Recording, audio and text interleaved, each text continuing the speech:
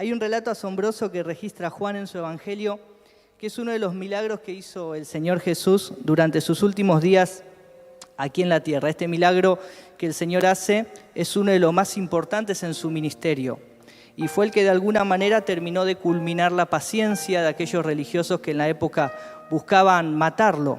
¿Sí? Este milagro del que te estoy hablando es la resucitación de Lázaro. La historia se encuentra en el capítulo 11 del Evangelio de Juan. Es una historia muy larga, ¿sí? Tiene casi 60 versículos. Así que voy a ir leyendo algunas porciones del texto y me gustaría que juntos podamos ir reflexionando puntualmente sobre algunas cositas allí. ¿Sí? Antes de eso me gustaría que nos situemos un poquito en el contexto de la historia y que me permitas parafrasearte el relato bíblico, contártelo con mis palabras, ¿sí? Como es una historia muy larga, como te dije recién, me gustaría expresarte con mis palabras lo que pasó y luego poder ir puntualmente al texto bíblico para poder tomar de allí los principios para nuestra vida, ¿sí? Jesús se encontraba en los últimos días de su ministerio. Era la última semana del Señor aquí en la tierra. Lo acompañaban sus apóstoles, sus 12 apóstoles ya hacían 3 años, quienes estaban junto a él y venían aprendiendo las diferentes lecciones que el maestro les enseñaba, tanto teóricas como prácticas. Ya para esta altura ellos habían orado por los enfermos y se habían sanado, ya para esta altura habían reprendido demonios y habían hecho un montón de cosas. Digamos que estaban bien preparados. También lo seguía un número muy significante de seguidores a Jesús, que él mientras iba viviendo su ministerio, la gente lo iba escuchando y lo iba siguiendo, ¿no? Y también un grupo, numeroso de discípulos, aquellos seguidores que se comprometían un poquito más. La relación de Jesús con los religiosos de la época era muy mala, ya para esta altura estaba desgastada, ya estaban pensando en matarlo, ya lo habían decidido. Es que Jesús venía diciendo, esto lo vemos en los capítulos anteriores al capítulo 11 de Juan, Jesús venía diciendo que Él venía del Padre, que era el Hijo de Dios, que volvía al Padre y que a donde Él volvía ellos no podrían ir, ¿no? Entonces, imagínense esto, a los religiosos le caía recopado. Lo trataban de blasfemo, lo trataban de endemoniado. Entonces, era una relación ya muy mala. Lo acusaban de todas estas cosas, ¿sí? Jesús se encuentra en el Jordán cuando allí se acercan unos mensajeros con la noticia de que un amigo suyo estaba enfermo y muy grave, ¿sí? Y allí empieza nuestra historia. Marta y María eran discípulas de Jesús. Son estas las que envían mensajeros a decirle a Jesús que Lázaro, su amigo, también discípulo de Jesús, estaba enfermo y estaba muy grave, ¿no? Jesús no va al instante, sino que se demora 2 días en emprender el viaje. Jesús, para cuando llega, ya habían pasado 4 días de la muerte de su amigo y el escenario con el que se encuentra es muy malo, ¿sí? Se acerca a Marta primero y le reclama: Señor, si hubieras estado aquí, mi hermano no habría muerto. Más tarde llega María, su hermana, y le dice lo mismo, quizás con un tono de lamento porque dice el texto bíblico que se arroja a sus pies, pero le dice lo mismo: Señor, si habrías estado aquí, mi hermano no habría muerto. Luego había allí unos judíos que lloraban y otros que comentaban entre sí: ¿este no era el que había sanado al ciego hace unos días? ¿No podía haber hecho algo con este? Y Jesús, en medio de ese escenario, manda a correr la piedra que tapaba el sepulcro y da la orden: Lázaro, sal fuera. Y automáticamente el muerto recobra la vida, se pone en pie y sale de la tumba. Gracias a este milagro, muchos de los judíos que estaban presentes, resulta que en esas semanas se celebraba el Pentecostés, la Pascua, y venían judíos de todas partes del mundo, de alrededor, de la diáspora, ¿no? Entonces se concentraban allí y estaban en el funeral de Lázaro. Y cuando Jesús hace este milagro, muchos de ellos creen en que Jesús es el Mesías. Por esto es que es uno de los milagros más importantes en el ministerio de Jesús. Hasta allí la historia, ¿sí? Ahora a mí me gustaría volver a repasar la historia, pero sí citando textualmente los pasajes, y vamos a verlo en 3 bloques. Y el primer bloque vamos a leer los primeros 6 versículos, y dice allí el versículo 1. Había un hombre enfermo llamado Lázaro, que era de Betania, el pueblo de María y Marta, sus hermanas. María era la misma que ungió con perfume al Señor y le secó los pies con sus cabellos. Las 2 hermanas mandaron a decirle a Jesús: Señor, tu amigo querido está enfermo. Cuando Jesús oyó esto, dijo: esta enfermedad no terminará en muerte, sino que es para la gloria de Dios, para que por ella el Hijo de Dios sea glorificado. Jesús amaba a Marta, a su hermana y a Lázaro. A pesar de eso, cuando oyó que Lázaro estaba enfermo, se quedó 2 días más donde se encontraba. ¿Sabes? Solemos preguntarnos muchas veces el porqué de las cosas y no el para qué. Nos centramos muchas veces en intentar entender las razones de por qué nos pasa lo que nos pasa y nos cuesta preguntarnos el propósito que tiene eso. Nos encontramos muchas veces tratando de entender esas cosas que son inentendibles y nos olvidamos que nuestra vida está en las manos de Dios. No nos damos cuenta muchas veces y nos olvidamos que nuestra vida dejó de ser nuestra vida cuando hicimos a Jesús el dueño de ella. Y andamos por la vida quejándonos, pensando en por qué tengo que vivir esta situación, por qué tengo que atravesar esta necesidad, por qué tengo que enfrentar esta prueba, por qué este escenario que estoy viviendo es tan difícil, por qué se me complica tanto.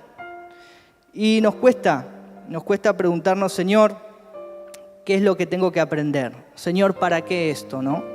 En lugar de cuestionar las razones, debemos preguntarnos el propósito. Señor, ¿qué lección debo aprender de esto? A veces cuando pasamos la situación difícil, el momento de dificultad, en el momento nos cuestionamos esas cosas. Después cuando pasa el tiempo, como se dice con el diario del lunes, ¿no? Ahí podemos pensar y decir, bueno, a través de esta prueba o de esta situación he aprendido esto. He tomado esta enseñanza para mi vida. ¿Saben? Jesús dijo, esta enfermedad no terminará en muerte, sino que es para la gloria de Dios, para que por ella el Hijo de Dios sea glorificado. Es difícil entender el porqué de lo que estamos viviendo muchas veces. El porqué de la prueba, el porqué de las luchas que atravesamos. En el momento que lo pasamos es difícil, pero hay algo que sí podemos entender. Hay algo que sí podemos entender y es que en medio de cada una de esas situaciones Dios se puede glorificar. Dios se puede glorificar. Dios se glorifica en los momentos más difíciles que atravesamos. Vamos a seguir leyendo un poquito más el segundo bloque de versículos que está del versículo 20 en adelante. Dice, cuando Marta supo que Jesús llegaba, fue a su encuentro, pero María se quedó en la casa. Señor, le dijo Marta a Jesús, si hubieras estado aquí, mi hermano no habría muerto, pero yo sé que aún ahora Dios te dará todo lo que le pidas. Tu hermano resucitará, le dijo Jesús. Yo sé que resucitará en la resurrección, en el día final, respondió Marta. Entonces Jesús le dijo, yo soy la resurrección y la vida. El que cree en mí vivirá aunque muera, y todo el que vive y cree en mí no morirá jamás. ¿Crees esto? Sí, Señor. Yo creo que tú eres el Cristo, el Hijo de Dios, el que había de venir al mundo. Dicho esto, Marta regresó a la casa y llamando a su hermana María, le dijo en privado, el maestro está aquí y te llama. Cuando María oyó esto, se levantó rápidamente y fue a su encuentro. Jesús aún no había entrado en el pueblo, sino que todavía estaba en el lugar donde Marta se había encontrado con él. Los judíos que habían estado con María en la casa dándole el pésame, al ver que se había levantado y había salido deprisa, la siguieron pensando que iba al sepulcro a llorar. Cuando María llegó a donde estaba Jesús y lo vio, se arrojó a sus pies y le dijo, Señor, si hubieras estado aquí, mi hermano no habría muerto. Al ver llorar a María y a los judíos que la habían acompañado, Jesús se turbó y se conmovió profundamente. ¿Dónde lo han puesto?, preguntó. Ven a verlo, Señor, le respondieron. Jesús lloró. Miren cuánto lo quería, dijeron los judíos. Pero algunos de ellos comentaban, este que le abrió los ojos al ciego, ¿no podría haber impedido que Lázaro muriera? Hasta ahí la segunda porción que vamos a leer. En esta porción del relato vemos los comentarios de las personas que estaban allí y la respuesta de Jesús. La primera persona que entra en escena es Marta. ¿Sí? Jesús no había entrado al pueblo aún y entra Marta en acción y como yo interpreto, ¿no? Como con un tono de reclamo, le dice, Señor, si habrías estado aquí, mi hermano no habría muerto. Luego Jesús, habla allí con ella, cruza algunas palabras y manda a llamar a María. Y cuando se acerca a María, se arroja a los pies de Jesús y le dice lo mismo. Y luego Jesús se encuentra con los judíos. Allí habían personas que estaban llorando, ¿no? La muerte de Lázaro. Eran lloradores profesionales, eran personas que se le pagaba para eso. Aparentemente Lázaro tenía una buena posición, la familia de Lázaro, entonces era cultural, se contrataba gente para que en los funerales lloren, no flautistas, era algo cultural, para hacer más copada la ceremonia, digámoslo así. Pero yo veo algo en común en estos tres grupos de personas, y en Marta y en los judíos que comentaban, que sanó al ciego no podía haber hecho algo. Veo algo en común, y es la desesperanza. ¿Sí? ¿Qué es la desesperanza? Es el estado de ánimo del que no tiene esperanza o la ha perdido. Pareciera ser que para este grupo de personas era demasiado tarde la llegada de Jesús. Jesús llegó tarde. Jesús tendría que haber llegado antes, no en el momento que Él llegó. No había nada que pudiese haber hecho Jesús, ¿sí? Porque había llegado tarde, tenía que llegar antes. Me imagino la frustración de Marta y de María, quienes eran discípulas de Jesús. Me las imagino pensando en los milagros que habrían visto del Señor. Me las imagino pensando, por ejemplo, en aquella ocasión cuando la mujer con flujo de sangre lo toca al Señor y es sana. Me la imagino pensando en el milagro de la hija de Jairo, ¿no? Que la resucita de los muertos. Había muerto y el Señor la resucita. Me lo imagino pensando en aquel milagro que el Señor hace con el hijo del oficial del rey. Recuerdan que el Señor ni siquiera estuvo presente y el hijo del oficial del rey se encontraba agonizando y el Señor a la distancia le dijo: vete que tu hijo vive, ¿no? Y me los imagino, no sé, se me ocurre imaginar que ellas están pensando en las diferentes formas en las que el Señor obró un milagro y pensando, el Señor no pudo haber hecho algo así, no pudo haberlo sanado de alguna manera. Y pareciera ser que Jesús podía hacer algo y no quiso hacerlo, ¿no? Si lo vemos de esa forma, pareciera ser que el Señor pudo haber sanado a su amigo de muchas formas posibles, pero por alguna razón que ellas desconocían no lo hizo. ¿Cuántas veces, hermanos, nos encontramos nosotros cuestionando a Dios por no llegar a tiempo? ¿Cuántas veces nos encontramos pensando que Dios podría hacerlo de tal o cual forma y por alguna razón que desconocemos no lo hace? Nos hacemos las mismas preguntas que Marta, que María y que los judíos que comentaban allí, ¿no? Señor, si vos me hubieses contestado esta oración que yo te venía pidiendo, yo no tendría que estar atravesando esto. Si vos me hubieses contestado esto que te pedí, yo no tendría por qué estar viviendo esta situación. Pensamos como los judíos que estaban allí: Señor, si lo hiciste con aquel, ¿por qué no lo haces conmigo? Si vos sanaste a no me podés sanar a mí, que tengo el mismo problema. Si restauraste este matrimonio que yo lo vi, que estaba en ruinas, estaba destruido, no podés restaurar mi matrimonio. Si sacaste a de las adicciones, no podés sacar a por el que estoy orando hace cuántos años.